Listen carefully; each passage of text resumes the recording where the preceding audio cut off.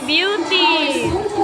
Resident Cockatoo stands in the name of Kakatua Galileta, and they can be found in Australia and Beauty.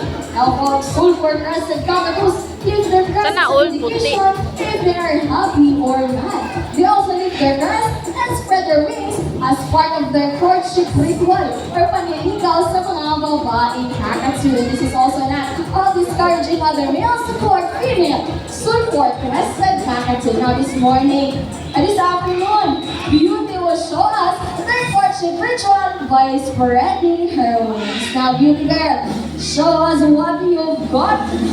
And there you go. One more time, Beauty. Isa pa, spread your wings for us. And folks, as part of Beauty's enrichment, cockatoos look around in branches as a form of exercise or playing around to ease their boredom. Beauty, anong gagawin natin pag tayo ay naboboard?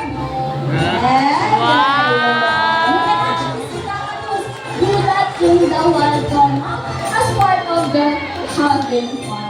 Alright, thank you so much, guys. Napakabahilo ka.